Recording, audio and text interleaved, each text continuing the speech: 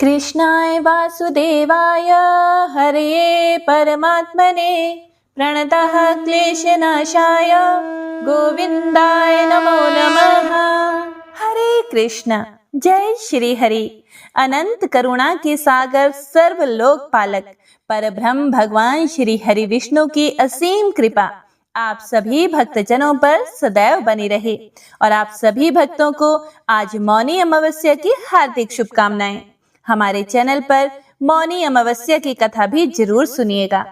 हे प्रिय भक्तों, आज हम माघ मास के 15वें पावन दिवस में श्रद्धा, समर्पण और भक्ति साधना के साथ प्रवेश कर रहे हैं।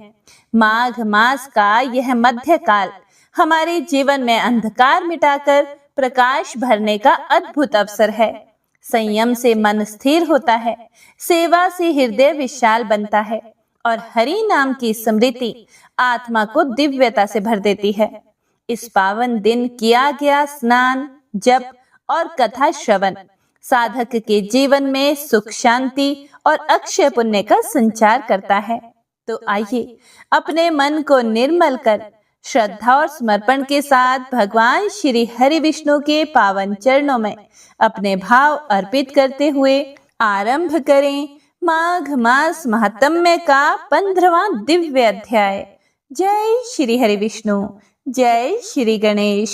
शौनक आदि ऋषि बोले कि हे सूत जी महाराज, आपका स्वभाव बड़ा ही सौम्य है। आप विदुर जी का वह चरित्र हमें सुनाइए। उन्होंने अपने भाई बंधुओं को क्यों छोड़ा और फिर उनके पास क्यों लौट आए? फिर श्री सूत जी महाराज बोले, हे शौनक आदि ऋषियों, राजा परीक्षित ने भी यही बात पूछी थी। उनके प्रश्नों के उत्तर में श्री सुखदेव जी महाराज ने जो कुछ भी कहा था वही मैं आप लोगों से कहता हूँ, एकाग्रचित होकर सुनिए।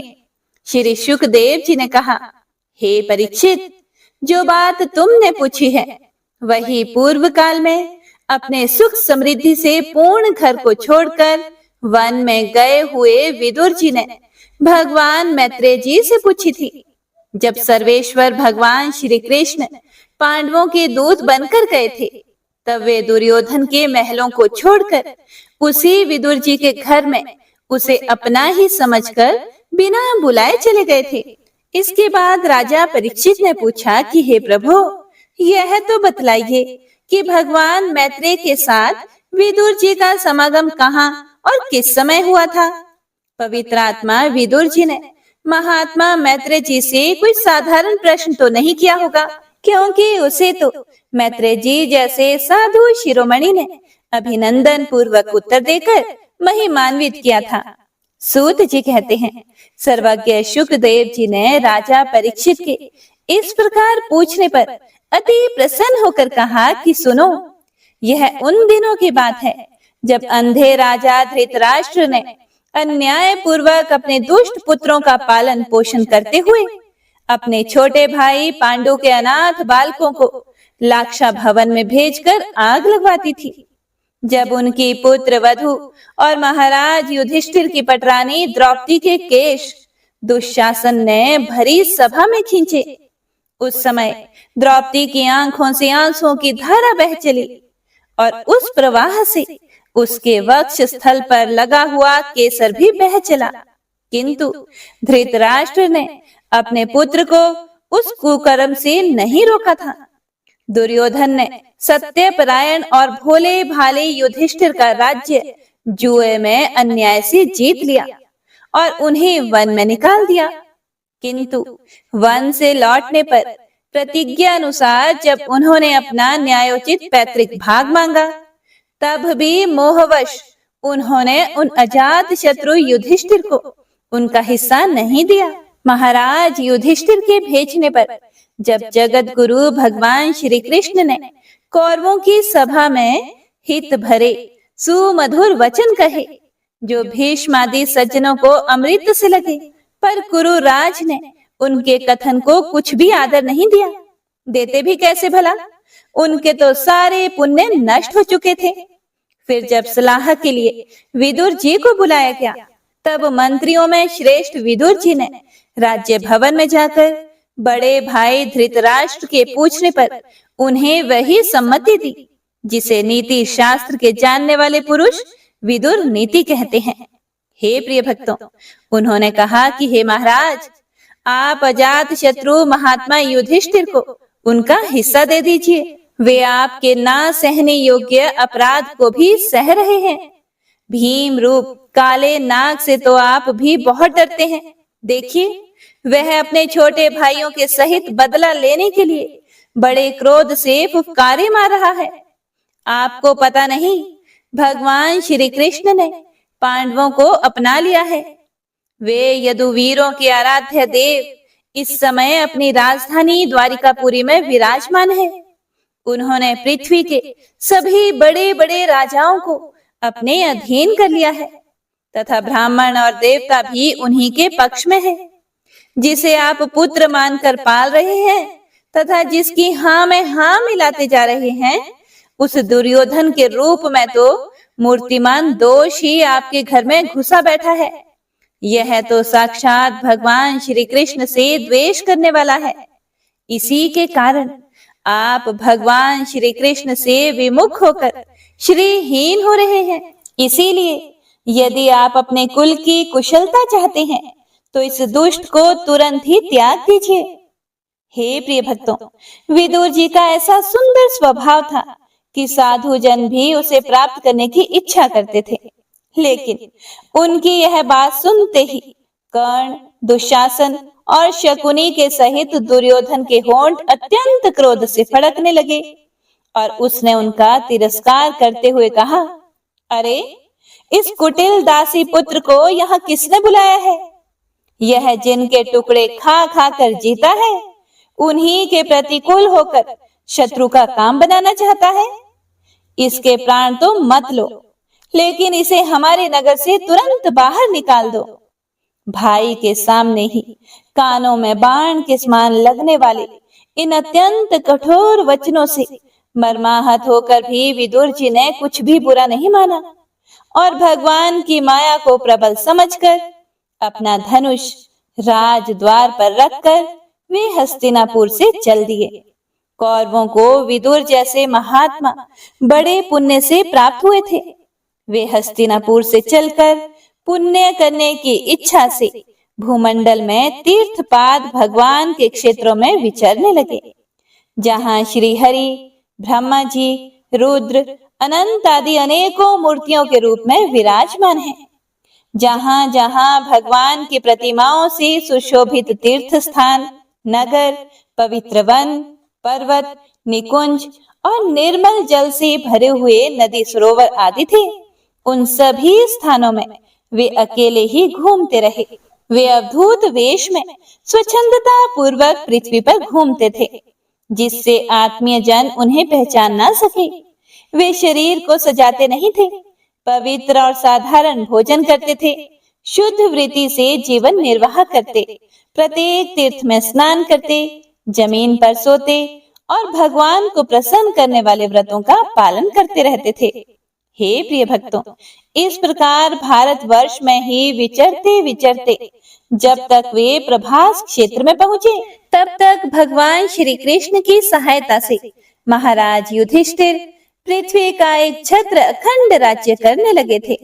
वहां उन्होंने अपने कौरव बंधुओं के विनाश का समाचार सुना, जो आपस की कलह के कारण परस्पर लड़ भिड़कर उसी प्रकार नष्ट हो गए थे जैसे अपनी ही रगड़ से उत्पन्न हुई आग से बांसों का सारा जंगल जलकर खाक हो जाता है।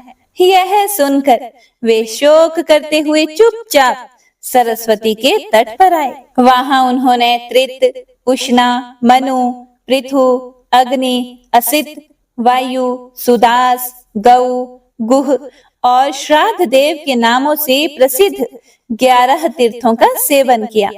इनके सिवा पृथ्वी में ब्राह्मण और देवताओं के स्थापित किए हुए जो भगवान विष्णु के और भी अनेकों मंदिर थे, जिनके शिखरों पर भगवान के प्रधान आयुध चक्र के चिन्ह थे और जिनके दर्शन मात्र से श्री कृष्ण का स्मरण हो आता था, उनका भी सेवन किया।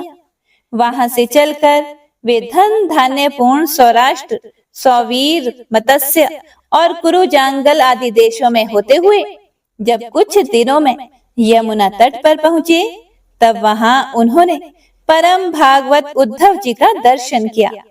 वे भगवान श्री कृष्ण के प्रख्यात सेवक और अत्यंत शांत स्वभाव थे। वे पहले बृहस्पति जी के शिष्य रह चुके थे। विदुर जी ने उन्हें देखकर प्रेम से गाढ़ आलिंगन किया और उनसे अपने आराध्य भगवान श्री कृष्ण और उनके आश्रित अपने स्वजनों का कुशल समाचार पूछा। विदुर जी कहने लगे, हे उद्धव जी, पुराण पुरुष बलराम जी और श्री कृष्ण ने अपने ही नाभि कमल से उत्पन्न हुए ब्रह्मा जी की प्रार्थना से इस जगत में अवतार लिया है। वे पृथ्वी का भार उतारकर सबको आनंद देते हुए अब श्री वसुदेव जी के घर में कुशल से तो रह रहे हैं ना। हे प्रियवर, हम कुरु वंशियों के परम सुहृद और पूज्य वसुदेव जी, जो पिता के समान उदारता पूर्वक अपनी कुंती आदि बहनों को उनके स्वामियों का संतोष कराते हुए उनकी सभी मनचाही वस्तुएं देते आए हैं, वे आनंद पूर्वक तो है ना। हे प्यारे उद्धव जी, यादवों के सेनापति वीरवर प्रद्युम्न जी तो प्रसन्न है ना, जो पूर्व जन्म में कामदेव थे तथा जिन्हें देवी रुक्मणी जी ने ब्राह्मणों की आराधना करके भगवान से प्राप्त किया था। हे सौम्य, अपने पिता श्री कृष्ण के समान समस्त रथियों में अग्रगण्य श्री कृष्ण तनय साम सकुशल तो है ना। ये पहले पार्वती जी के द्वारा गर्भ में धारण किए हुए स्वामी कार्तिकेय हैं। अनेकों व्रत करके जाम्बवती ने इन्हें जन्म दिया था, जिन्होंने अर्जुन से रहस्य युक्त धनुर्विद्या की शिक्षा पाई है। वे सात्यकी तो कुशल पूर्वक है ना। वे भगवान श्री कृष्ण की सेवा से अनायास ही भगवत जनों की उस महान स्थिति पर पहुंच गए हैं, जो बड़े बड़े योगियों को भी दुर्लभ है। भगवान के शरणागत निर्मल भक्त बुद्धिमान अक्रूर जी भी प्रसन्न है ना, जो श्री कृष्ण के चरण चिन्हों से अंकित व्रज के मार्ग की रज में प्रेम से अधीर होकर लौटने लगे थे। भोजवंशी देवक की पुत्री देवकी जी अच्छी तरह है ना, जो देव माता अदिति के समान ही साक्षात विष्णु भगवान की माता है। जैसे वेद त्रय यज्ञ विस्तार रूप अर्थ को अपने मंत्रों में धारण किए रहती हैं, उसी प्रकार उन्होंने भगवान श्री कृष्ण को अपने गर्भ में धारण किया था। आप भक्त जनों की कामनाएं पूर्ण करने वाले भगवान अनिरुद्ध जी सुखपूर्वक है ना, जिन्हें शास्त्र वेदों के आदि कारण और अंतःकरण चतुष्टय के चौथे अंश मन के अधिष्ठाता बतलाते हैं।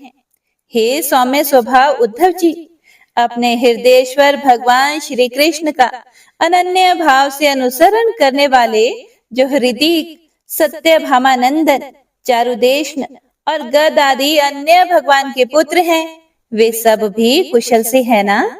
महाराज युधिष्ठिर अपने अर्जुन और श्री कृष्ण रूप दोनों भुजाओं की सहायता से धर्म मर्यादा का न्याय पूर्वक पालन करते हैं ना। माय दानव की बनाई हुई सभा में इनके राज्य वैभव और दबदबे को देखकर दुर्योधन को बड़ा ढा हुआ था।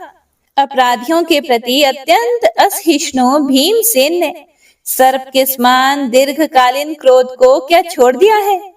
जब वे गदा युद्ध में तरह तरह के पैंतरे बदलते थे, तब उनके पैरों की धमक से धरती डोलने लगती थी। जिनके बाणों के जाल से छिपकर किरात वेशधारी अतएव किसी की पहचान में न आने वाले भगवान शंकर प्रसन्न हो गए थे। वे रथी और युद्धपतियों का सुयश बढ़ाने वाले गांडीवधारी अर्जुन तो प्रसन्न से है ना। अब तो उनके सभी शत्रु शांत हो चुके होंगे। पलक जिस प्रकार नेत्रों की रक्षा करते हैं, उसी प्रकार कुंती के पुत्र युधिष्ठिर आदि जिनकी सर्वदा संभाल रखते हैं और कुंती ने ही जिनका लालन पालन किया है, वे माद्री के यमज पुत्र नकुल सहदेव कुशल से तो है ना। उन्होंने युद्ध में शत्रु से अपना राज्य उसी प्रकार छीन लिया जैसे दो गरुड़ इंद्र के मुख से अमृत निकाल लाए। अहो बेचारी कुंती तो राज ऋषि श्रेष्ठ पांडु के वियोग में मृत प्रायसी होकर भी इन बालकों के लिए ही प्राण धारण किए हुए हैं। रथियों में श्रेष्ठ महाराज पांडु ऐसे अनुपम वीर थे कि उन्होंने केवल एक धनुष लेकर ही अकेले चारों दिशाओं को जीत लिया था। हे सौम्य स्वभाव उद्धव जी, मुझे तो अधःपतन की ओर जाने वाले उन धृतराष्ट्र के लिए बड़ा भारी शोक होता है, जिन्होंने पांडवों के रूप में अपने परलोकवासी भाई पांडु से ही द्रोह किया तथा अपने पुत्रों की हाँ में हाँ मिलाकर अपने हित चिंतक मुझको भी नगर से निकलवा दिया। किंतु भाई, मुझे इसका कुछ भी खेद अथवा आश्चर्य नहीं है। जगत विधाता भगवान श्री कृष्ण ही मनुष्यों की सी लीलाएं करके लोगों की मनोवृत्तियों को भ्रमित कर देते हैं। मैं तो उन्हीं की कृपा से उनकी महिमा को देखता हुआ दूसरों की दृष्टि से दूर रहकर सानंद विचर रहा हूँ। यद्यपि कौरवों ने उनके बहुत से अपराध किए, फिर भी भगवान ने उनकी इसलिए उपेक्षा कर दी थी कि वे उनके साथ उन दुष्ट राजाओं को भी मारकर अपने शरणागतों का दुख दूर करना चाहते थे, जो धन, विद्या और जाति के मद से अंधे होकर कुमार्गगामी हो रहे थे और बार बार अपनी सेनाओं से पृथ्वी को कंपा रहे थे। हे उद्धव जी, भगवान श्री कृष्ण जन्म और कर्म से रहित है, फिर भी दुष्टों का नाश करने के लिए और लोगों को अपनी ओर आकर्षित करने के लिए उनके दिव्य जन्म कर्म हुआ करते हैं। नहीं तो भगवान की तो बात ही क्या, दूसरे जो लोग गुणों से पार हो गए हैं, उनमें भी ऐसा कौन है जो इस कर्माधीन देह के बंधन में पड़ना चाहेगा।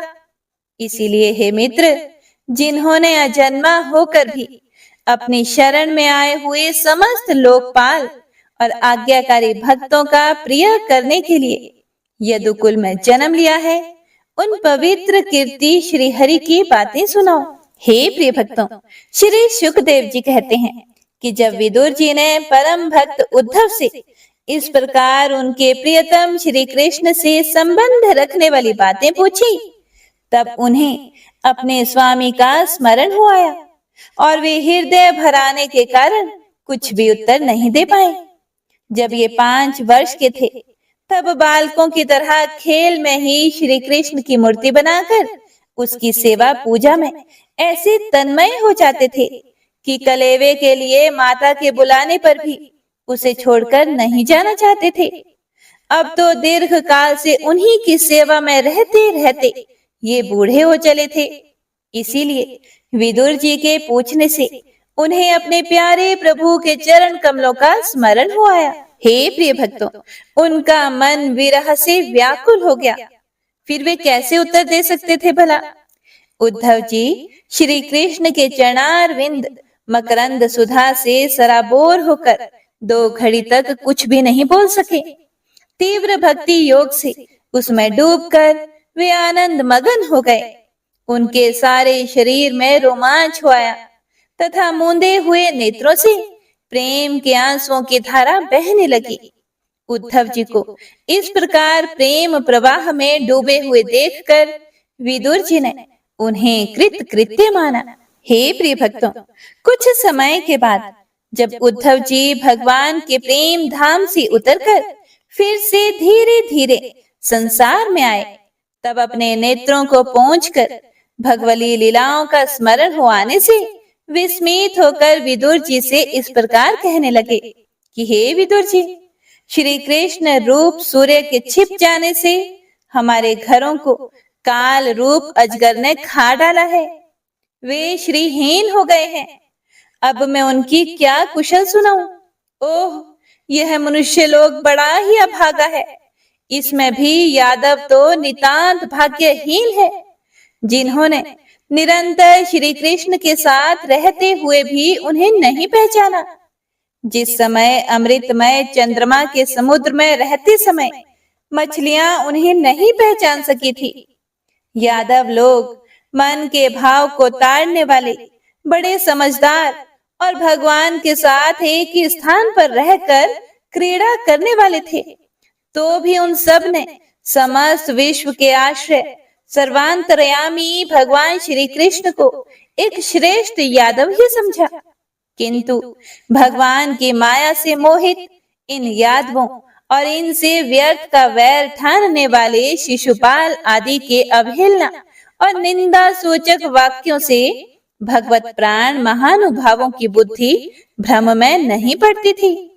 जिन्होंने कभी तप नहीं किया, उन लोगों को भी इतने दिनों तक दर्शन देकर अब उनकी दर्शन लालसा को तृप्त किए बिना ही वे भगवान श्री कृष्ण अपने त्रिभुवन मोहन श्री विग्रह को छिपाकर अंतर ध्यान हो गए हैं। और इस प्रकार उन्होंने मानो उनके नेत्रों को ही छीन लिया है। भगवान ने अपनी योग माया का प्रभाव दिखाने के लिए मानव लीलाओं के योग्य जो दिव्य श्री विग्रह प्रकट किया था, वह इतना सुंदर था कि उसे देखकर सारा जगत तो मोहित ही हो जाता था। वे स्वयं भी विस्मित हो जाते थे। सौभाग्य और सुंदरता की पराकाष्ठा थी उस रूप में। उससे आभूषण अर्थात अंगों के गहने भी विभूषित हो जाते थे। धर्मराज युधिष्ठिर के राजसु यज्ञ में जब भगवान के उस नयनाभिराम रूप पर लोगों की दृष्टि पड़ी थी, तब त्रिलोकी ने यही माना था कि मानव सृष्टि की रचना में विधाता की जितनी चतुराई है, सब इसी रूप में पूरी हो गई। उनके प्रेम पूर्ण हास्य विनोद और लीलामय चितवन से सम्मानित होने पर व्रज बालाओं की आंखें उन्हीं की ओर लग जाती थी और उनका चित्त भी ऐसा तल्लीन हो जाता था कि वे घर के काम धंधों को अधूरा ही छोड़कर जड़ पुतलियों की तरह खड़ी रह जाती थी। चराचर जगत और प्रकृति के स्वामी भगवान ने जब अपने शांत रूप महात्मा को अपने ही घोर रूप असुरों से सताए जाते देखा, तब वे करुणा भाव से द्रवित हो गए और अजन्मा होने पर भी अपने अंश बलराम जी के साथ काष्ठ में अग्नि के समान प्रकट हुए। अजन्मा होकर भी वसुदेव जी के यहाँ जन्म लेने की लीला करना, सबको अभय देने वाले होने पर भी मानो कंस के भय से व्रज में जाकर छिपे रहना और अनंत पराक्रमी होने पर भी काल्यवन के सामने मथुरापुरी को छोड़कर भाग जाना। भगवान की ये लीलाएं याद आ आकर मुझे बेचैन कर डालती हैं। उन्होंने जो देवकी वसुदेव की चरण वंदना करके कहा था कि हे पिताजी, हे माताजी, कंस का बड़ा भय रहने के कारण मुझसे आपकी कोई सेवा ना बन सकी। आप मेरे इस अपराध पर ध्यान ना देकर मुझ पर प्रसन्न हो। श्री कृष्ण की ये बातें जब याद आती हैं, तब आज भी मेरा मन अत्यंत व्यथित हो जाता है। जिन्होंने काल रूप अपने भ्रिकुटी विलास से ही पृथ्वी का सारा भार उतार दिया था, उन श्री कृष्ण के पाद पद्म पराग का सेवन करने वाला ऐसा कौन पुरुष है जो उसे भूल सके। आप लोगों ने रासु यज्ञ में प्रत्यक्ष ही देखा था कि श्री कृष्ण से द्वेष करने वाले शिशुपाल को वह सिद्धि मिल गई, जिसकी बड़े बड़े योगी भली भांति योग साधना करके सप्रिया करते रहते हैं। उनका विरह भला कौन सह सकता है। शिशुपाल के ही समान महाभारत युद्ध में जिन दूसरे योद्धाओं ने अपनी आंखों से भगवान श्री कृष्ण के नयनाभिराम मुख कमल का मकरंद पान करते हुए अर्जुन के बाणों से बींधकर प्राण त्याग किया, वे पवित्र होकर सबके सब भगवान के परम धाम को प्राप्त हो गए। स्वयं भगवान श्री कृष्ण तीनों लोकों के अधीश्वर हैं। उनके समान भी कोई नहीं है। उनसे बढ़कर तो भला होगा ही कौन। वे अपने स्वतः सिद्ध ऐश्वर्य से ही सर्वदा पूर्ण काम है। इंद्रादि असंख्य लोकपालगण अनेक प्रकार की भेंटें ला लाकर अपने अपने मुकुटों के अग्रभाग से उनके चरण रखने की चौकी को प्रणाम किया करते हैं। हे विदुर जी, वे ही भगवान श्री कृष्ण राज सिंहासन पर बैठे हुए उग्रसेन के सामने खड़े होकर निवेदन करते थे कि हे देव, हमारी प्रार्थना सुनिए। उनके इस सेवा भाव की याद आते ही हम जैसे सेवकों का मन अत्यंत व्यथित हो जाता है। पापिनी पूतना ने अपने स्तनों में हलाहल विष लगाकर श्री कृष्ण को मार डालने की नियत से उन्हें दूध पिलाया था। उसको भी भगवान ने वह परम गति दी जो धाय को मिलनी चाहिए। उन भगवान श्री कृष्ण के अतिरिक्त और कौन दयालु है जिसकी शरण ग्रहण करें। मैं असुरों को भी भगवान का भक्त समझता हूँ, क्योंकि वैर भाव जनित क्रोध के कारण उनका चित्त सदा श्री कृष्ण में लगा रहता था और उन्हें रणभूमि में सुदर्शन चक्रधारी भगवान को कंधे पर चढ़ाकर झपटते हुए गरुड़ जी के दर्शन हुआ करते थे। ब्रह्मा जी की प्रार्थना से पृथ्वी का भार उतारकर उसे सुखी करने के लिए कंस के कारागार में वसुदेव देवकी के यहाँ भगवान ने अवतार लिया था। उस समय कंस के डर से पिता वसुदेव जी ने उन्हें नंद बाबा के व्रज में पहुंचा दिया था। वहां वे बलराम जी के साथ 11 वर्ष तक इस प्रकार छिप कर रहे कि उनका प्रभाव व्रज के बाहर किसी पर भी प्रकट नहीं हुआ। यमुना के उपवन में जिसके हरे भरे वृक्षों पर कलरव करते हुए पक्षियों के झुंड रहते हैं, भगवान श्री कृष्ण ने बछड़ों को चराते हुए ग्वाल बालों की मंडली के साथ विहार किया था।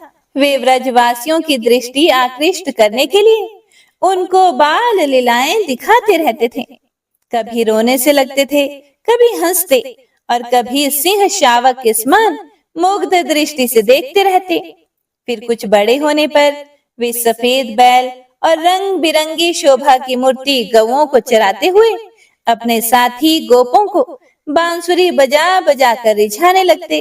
इसी समय जब कंस ने उन्हें मारने के लिए बहुत सी मायावी और मनमाना रूप धारण करने वाले राक्षस भेजे, तब उनको खेल ही खेल में भगवान ने मार डाला, जैसे बालक खिलौनों को तोड़ फोड़ डालता है।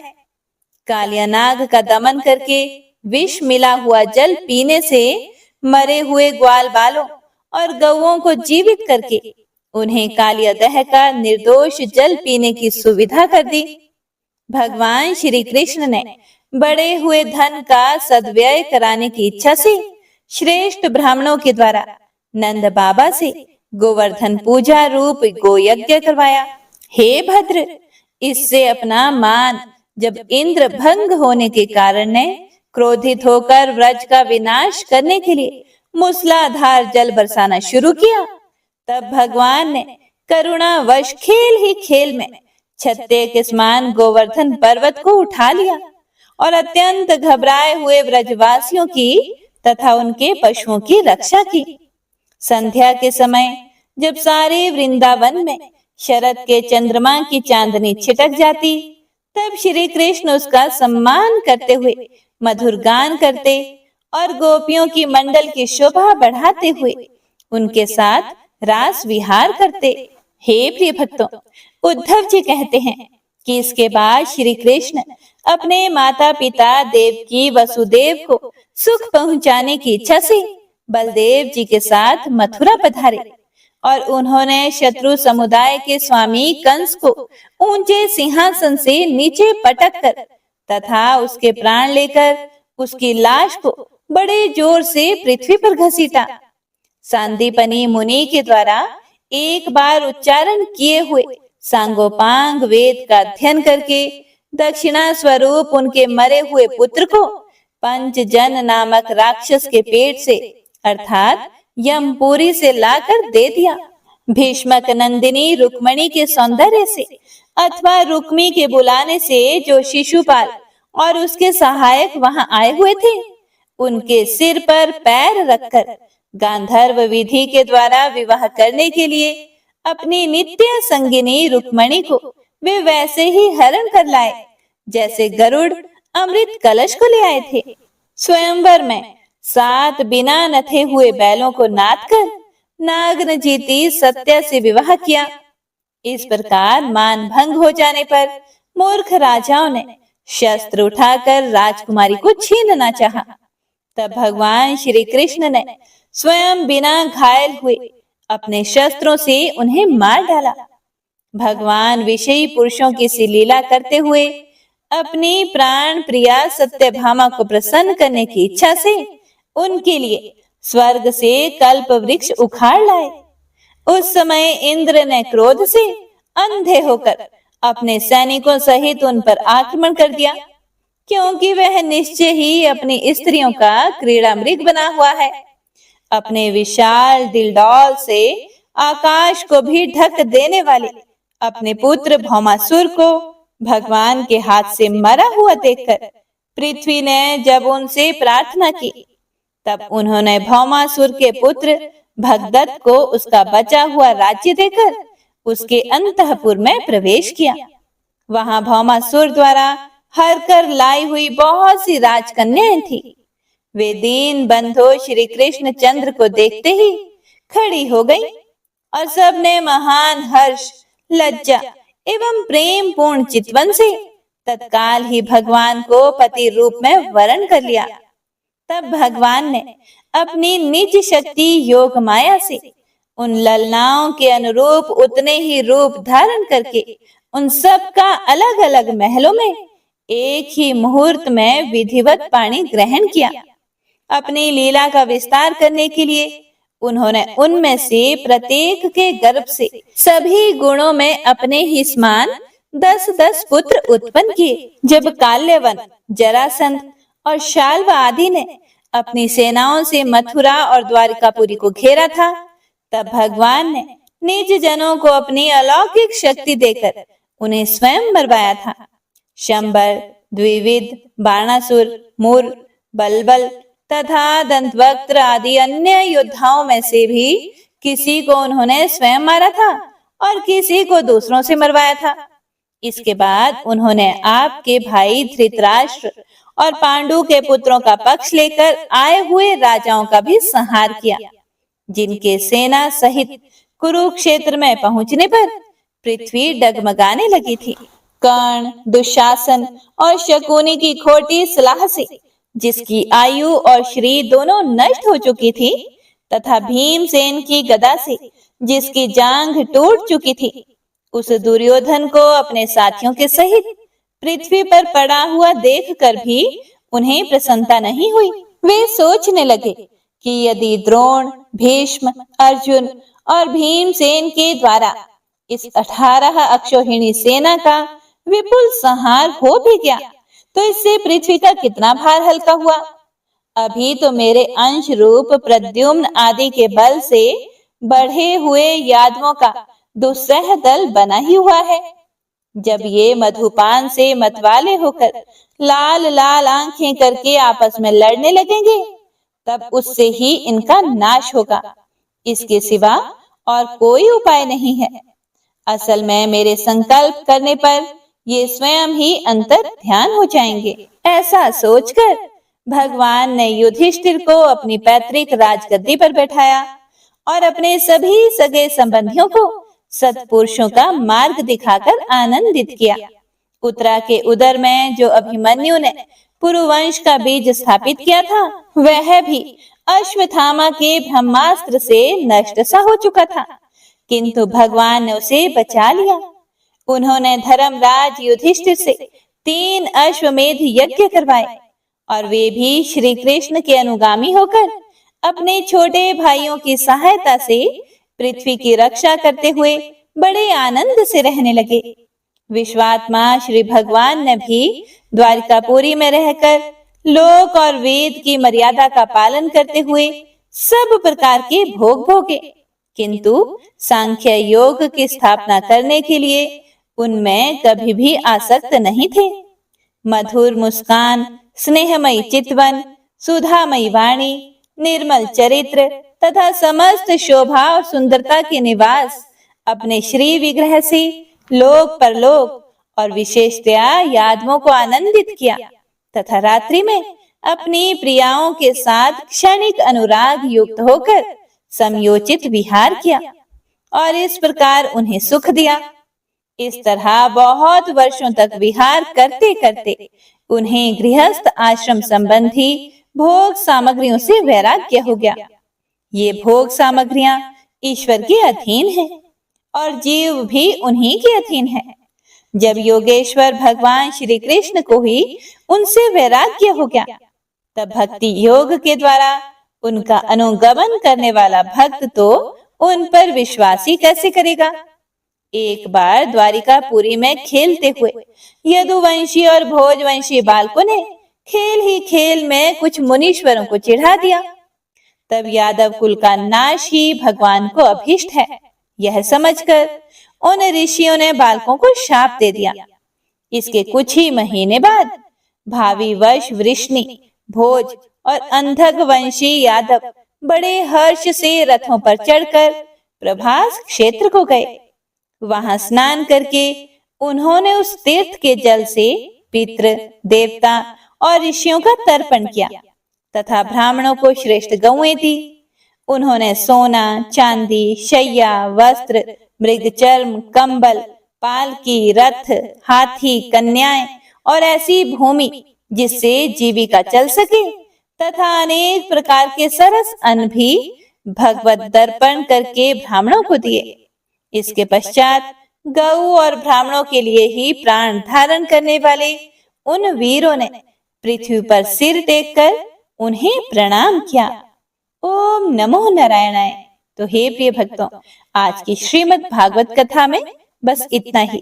तो आइए अब सुनते हैं आज की महत्तम कथा, जिसमें आज हम तीर्थराज प्रयाग की महिमा का वृतांत सुनेंगे।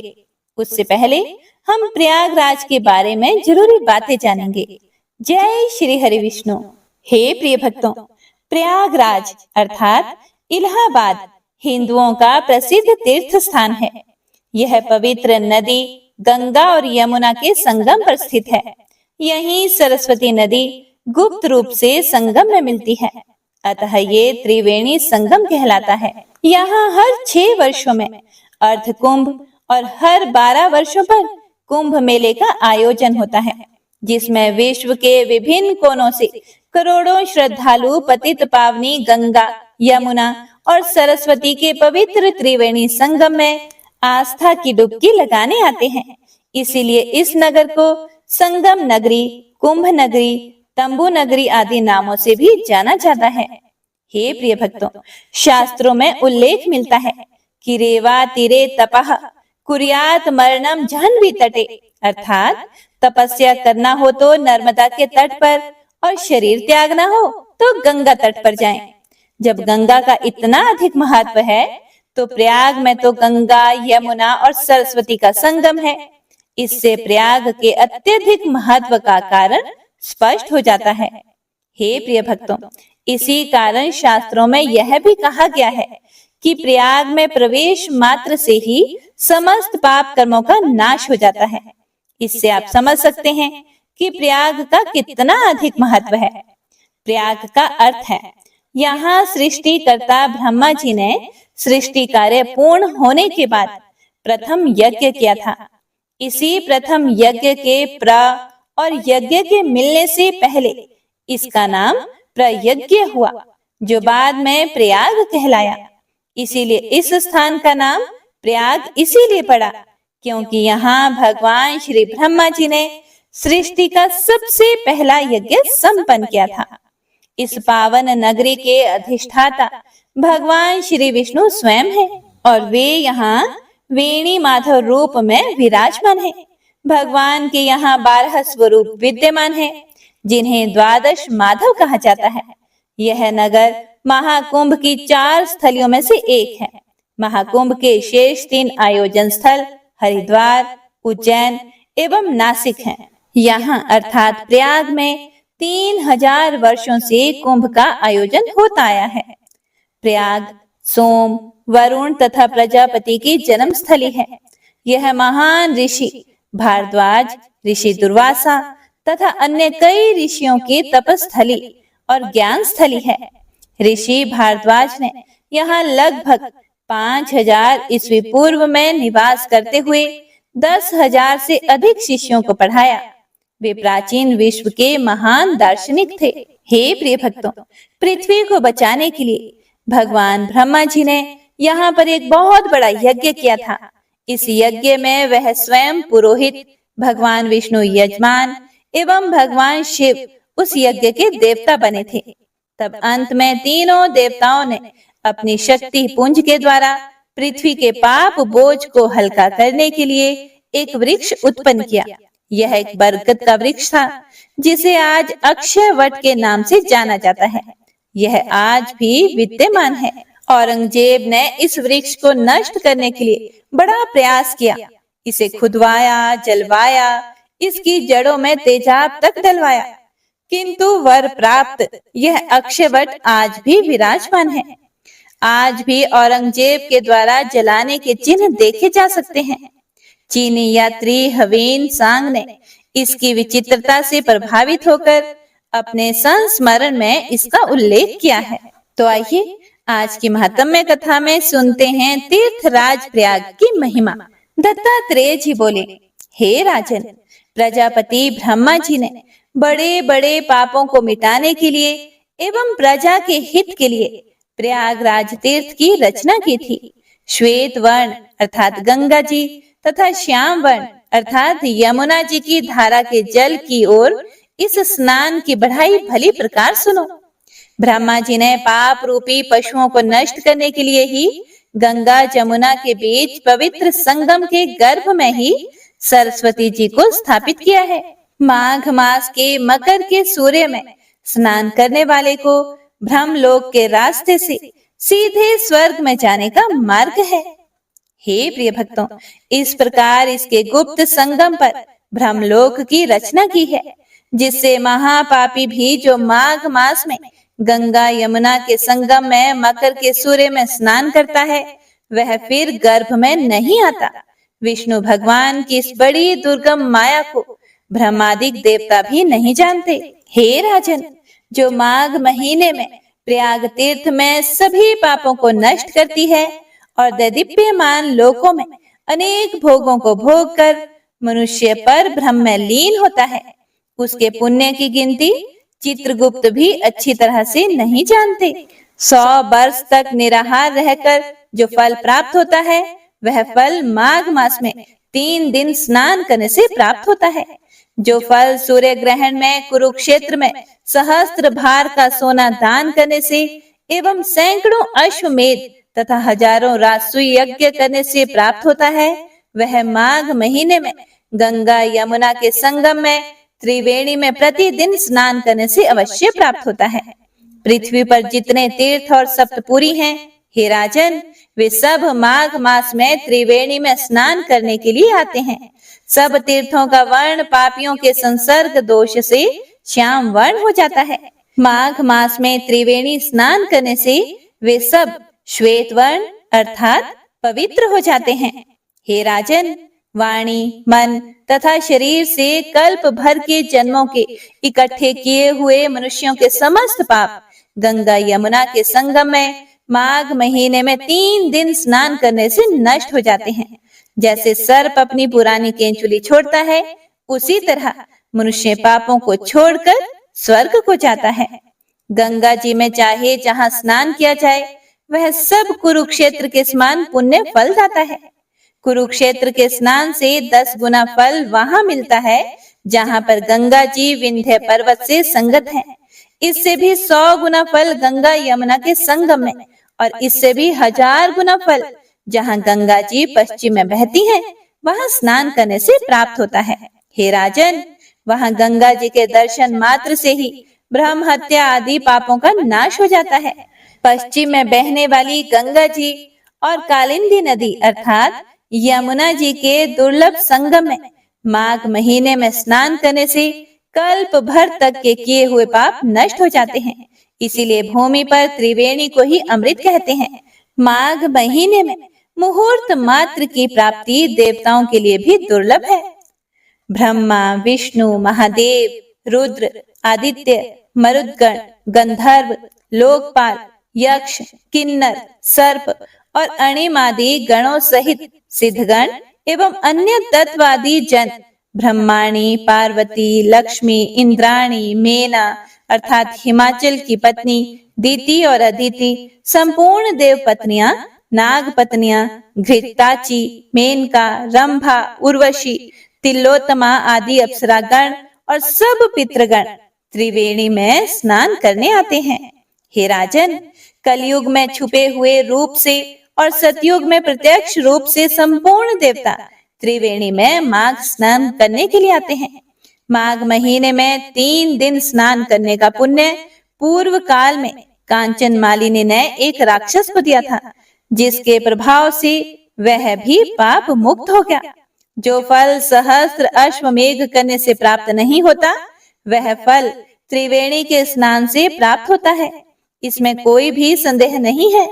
जो मनुष्य इस महात्म्य को भक्ति पूर्वक सुनता है, वह विष्णु लोक को जाता है। इति श्री माघ मासे 15 अध्याय संपूर्ण। वंशी शोभित कर मधुर नील जलद तन श्याम, अरुण अधर जनु बिंब फल नयन कमल अभिराम।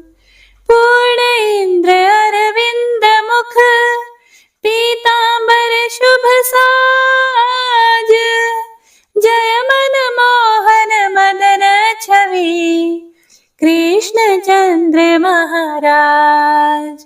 जय यदुनंदन जय जगवंदन, जय वसुदेव देवकी नंदन, जय यशोदासुत नंद दुलारे, जय प्रभु भक्तन के दृग तारे। जय नट नागर नागन थैया, कृष्ण कन्हैया धेनु चरैया। पुनि नख पर प्रभु गिरिवर धारो, आओ दीनन कष्ट निवारो। वंशी मधुरे अधर धर तेरे, होवे पूर्ण मनोरथ मेरी। आओ हरि पुनि माखन चाखो, आज लाज भारत की राखो। गोल कपोल चिबुक करुणारे, मृदु मुस्कान मोहिनी डारे। रंजित राजीव नयन विशाला, मोर मुकुट वैजंती माला। कुंडल श्रवण पीत पटाछे, कटि किंकणी काछन काछे। नील जलज सुंदर तनु सोहे, छवि लखि सुर नर मुनि मन मोहे। मस्तक तिलक अलक घुंघराले, आओ कृष्ण बांसुरी वाले। करि पय पान पूत नहीं तार्यो, अका बका का सुर मार्यो। मधुवन जलत अग्नि जब ज्वाला, भय शीतल लखि तहि नंद लाला। सुरपति जब ब्रज चढ़े और साई, मोसर धार वारी वर्षाई। लगत लगत ब्रज चहन बहायो, गोवर्धन नख धारी बचायो। लखी यशोदा मन ब्रह्माधिकाई, मुख मह 14 भुवन दिखाई। दुष्ट कंस अति उधम मचायो, कोटि कमल जब फूल मंगायो। नाथी काली यही तब तुम लीन है, चरण चिन्ह दई निर्भय कीन है। करि गोपिन संग रास विलासा, सबकी पूर्ण करी अभिलाषा। केतिक महासुर संहार्यो, कंस ही केस पकड़ी दई मार्यो। मात पिता की बंदी छुड़ाई, उग्रसेन कहा राज दिलाई। मही से मृतक चाहो सुतलायो, मातु देव की शोक मिटायो। भौमासुर मुरे दैत्य सहारी, लाए 18 सहस कुमारी। दई भी नहीं तृण चीर सहारा, जरा सिंधु राक्षस का हमारा। असुर बकासुर आदिक मार्यो, भक्तन के तब कष्ट निवार्यो। दीन सुदामा के दुख टार्यो, तंदुल 3 मूठ मुख डार्यो। प्रेम के साग विदुर घर मांगे, दुर्योधन के मेवा त्यागे। लखी प्रेम की महिमा भारी, ऐसे श्याम दीन हितकारी। भारत के पारथ रथ हाके, लिए चक्र करे नहीं बलता के, निज गीता के ज्ञान सुनाए, भक्तन हृदय सुधा वर्षाए। मीरा थी ऐसी मत वाली, विष पी गई बजा कर ताली, राणा भेजा सांप पिटारी, शालिग्राम बने बनवारी। निज माया तुम विध ही दिखायो, उरते संश सकल मिटायो, तब शत निंदा कर तत्काला, जीवन मुक्त भयो शिशुपाला। जब ही द्रौपदी टेर लगाई, दीनानाथ लाज अब जाई, तुरत ही वसन बने नंदलाला, बढ़े चीर भई अरि मोह काला। असनाथ के नाथ कन्हैया, डूबत भंवर बचावत नैया, सुंदर दास आसुर धारी, दया दृष्टि कीजिए बनवारी। नाथ सकल मम कुमति निवारो, क्षमहु बेगी अपराध हमारो, खोलो पट अब दर्शन दीजिए, बोलो कृष्ण कन्हैया की जय, बोलो कृष्ण कन्हैया की जय, बोलो कृष्ण कन्हैया की जय। यह चालीसा कृष्ण का पाठ करे उरधारी, अष्ट सिद्धि नवनिधि फल लहे पदारथ चारी। जय श्री कृष्ण।